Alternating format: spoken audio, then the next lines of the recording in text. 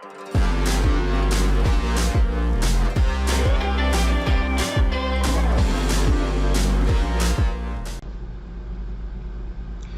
Azure Data Factory, you have the process of ETL in the cloud, and that stands for extract, transform, and load. So here in this graphic that we're looking at, on the left we're ingesting data from just different data sources, from some VMs, databases, NoSQL databases, blobs, and we're doing some sort of transform with maybe some of these services, maybe none of these, maybe we're just loading them somewhere else, and then we're just storing them in somewhere else. And maybe this could be a data warehouse, maybe this is we're doing some more analyzing, maybe we're just transforming this data and putting it back where it is. And that's one of the great things about Azure Data Factory, is that you can do these things kind of one-off, or you can even set it up on a schedule and create this data pipeline that is, on some sort of process or schedule that will work with your workflow. One of my favorite things about it is that you can take, any kind of data source or any kind of data type, and then transform it and load it into another data type. So for example, I could essentially take a JSON file, map it to a database or a table in MySQL or SQL Server or whatever, and load it into SQL Server.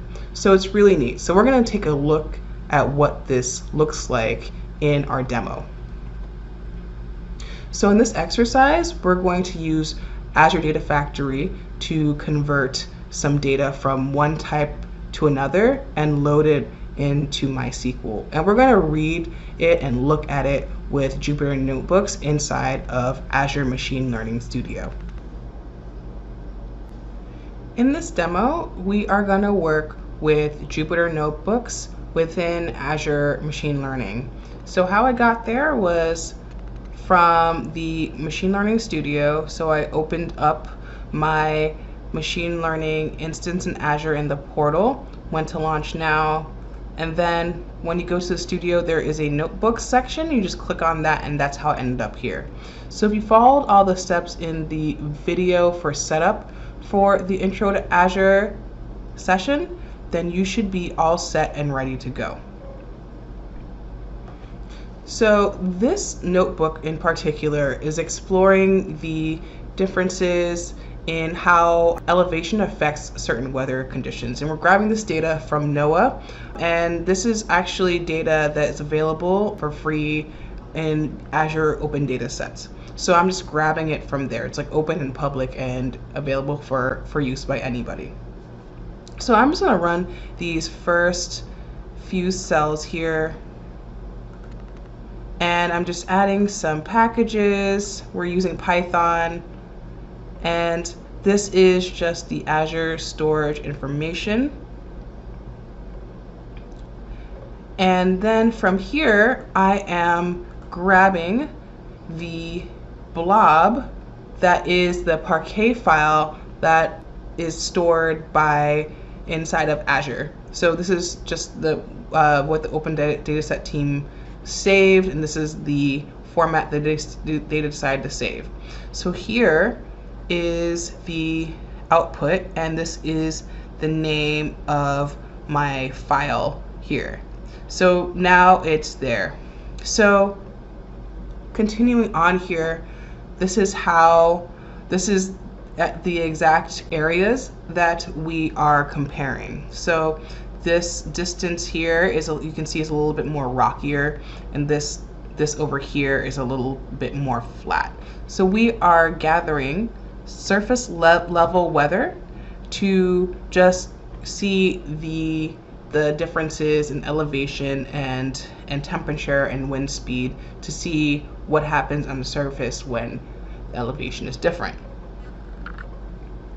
So now I'm continuing on, and here I'm using the Pandas library as well as NumPy to do my little aggregate query here. So I have taken that latitude and longitude and group the two series together, group them by their station name, and gotten the mean temperature and wind speed and elevation here. So temperature here is in Celsius, wind speed, I believe this is miles per hour, and then just elevation in meters, I believe. So wind speed actually might be meters per hour.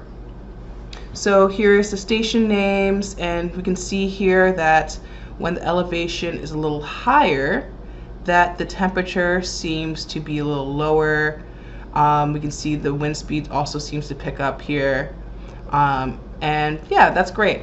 So we just read from this Parquet file in Notebooks, and that's pretty interesting. That it was very straightforward to do.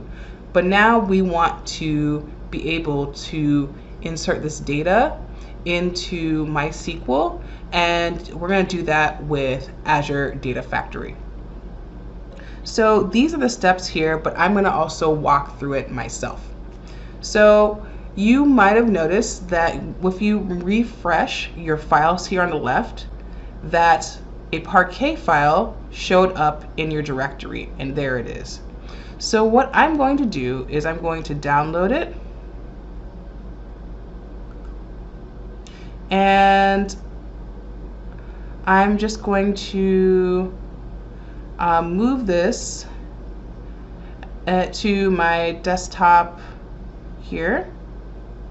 So I'm just going to show this in my folder, see where it is, and we will put this here on my desktop here.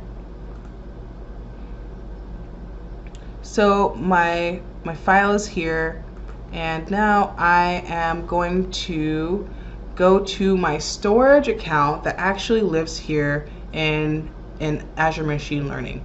Now remember how I told you that when you create a lot of things in Azure, it doesn't have to be a storage account.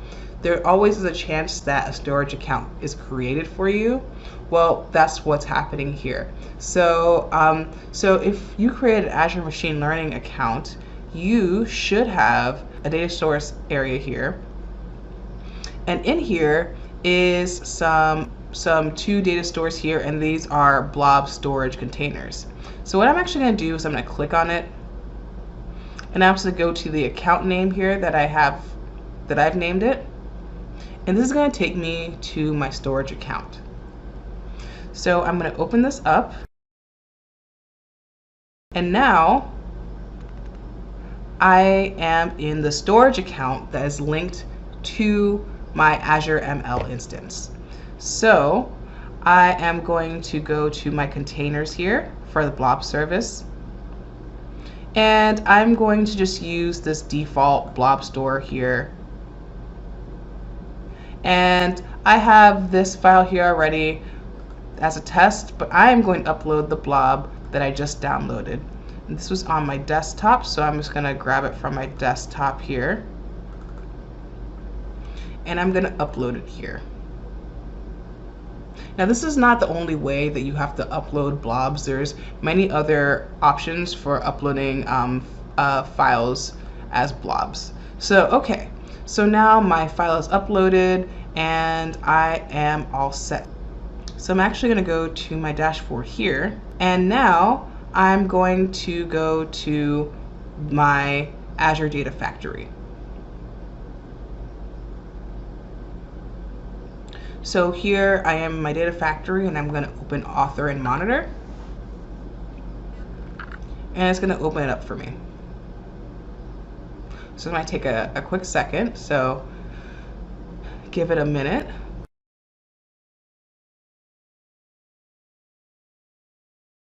Longer than a minute, I guess. Okay, so now we're in Azure Data Factory, so I'm going to go to Copy Data here, and I'm going to leave the name as default, and I'm just going to run it. And just to show you, you can run it once manually or run it on a schedule, and I'm just going to leave it to run once. Okay, so now we're in the data store, and I've already selected my storage account, but I'm going to show you how you can do it. So if I go to create new connection, and I go to Azure Blob Storage and I click continue. And I'm going to leave these as is. You have different options here, and I'm going to select from my Azure subscription. And a nice thing that because I'm collecting from my Azure subscription, it's easy to integrate with Data Factory. So it knows exactly what to look for. Here's my AZML Princeton. So I'm going to select that. And now I can also go ahead and test the connection if I want to and make sure it's successful. I'm not going to create this because I've already done this. So, but at this point, if you click your create and your connection is successful, you are all set. Okay, so we will go and set the destination later, but now let's go and pick the data set that we want. So then you choose the file or folder. Here I'm choosing what's inside of that blob storage that I just uploaded to, and I'm going to select this Parquet file, and now it's selected. Now I'm going to click next. And you'll notice that on the bottom here, it starts to show me kind of what it's going to look like from the beginning, and that's great.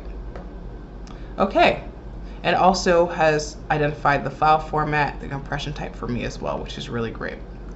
So now I'm going to continue on, and now I'm going to connect to my MySQL database. So now I'm going to create a new connection to show you how I did it. So it's already here for me, Azure Database for MySQL, and if you couldn't find what you're looking for, you can always search up here. I click continue,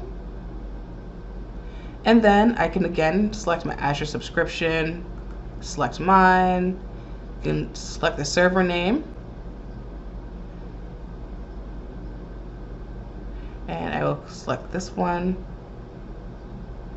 and then I can select my database name, which will be weather, and then you use the username and password that you used when you created the MySQL database.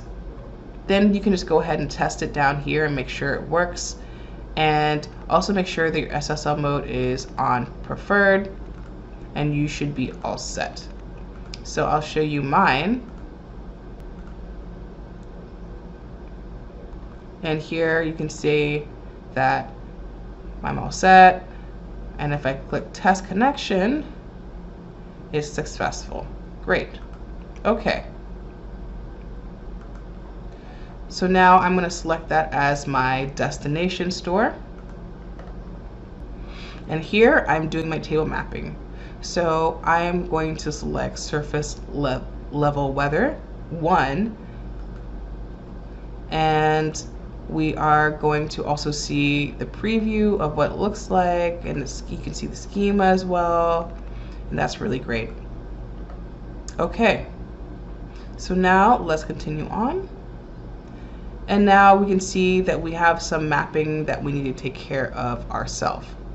So here, the source, it's complaining because the Parquet file did not have a column or a value called ID. So I'm going to go delete that because what the table, the surface level weather table is doing, it is auto incrementing the ID. So I'm just going to delete that. Time is actually the date time from the Parquet file.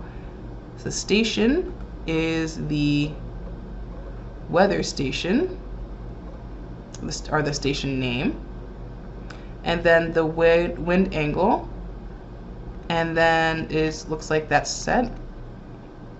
Looks like it might be complaining a little bit on the type, the data types here, and looks like that might be fine.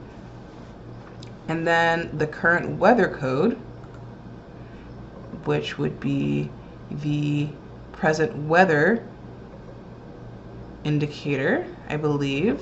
Yes. And the current weather, we can ignore that for now. We'll just close that here, and we'll just leave these mappings as is.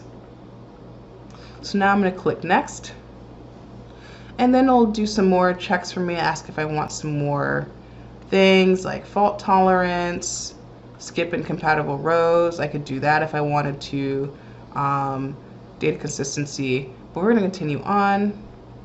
And then now I have my summary here of what I'm going to do. And now I'm going to click next.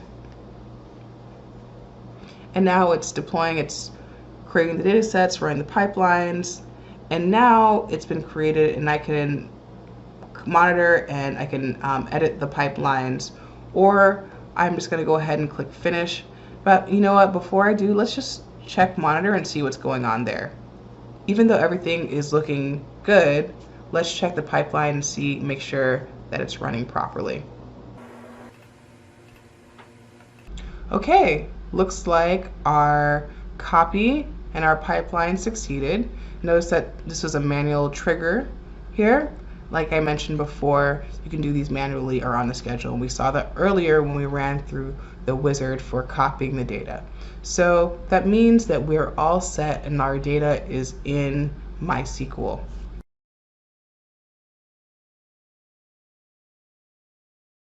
So now we've moved this data to Azure with Azure Data Factory, and we are now, instead of extracting this Parquet file from the Azure Open Data Sets, we're now going to just read this data that we just copied from our MySQL database. So now notice that I'm doing essentially the same queries here.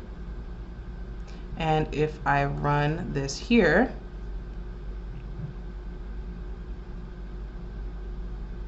we should see a pretty similar comparison here.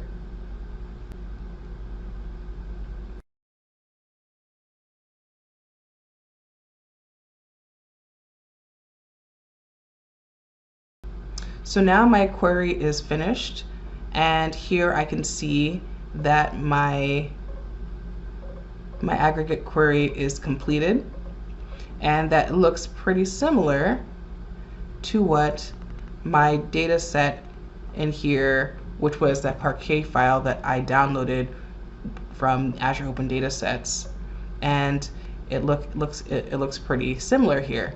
So that's just one way that you can play with and use Azure Data Factory to move data around and use it the way that you want to. As personally, I don't really work with a Parquet file, so I'm not very familiar with it. So something like MySQL would be more comfortable with for me.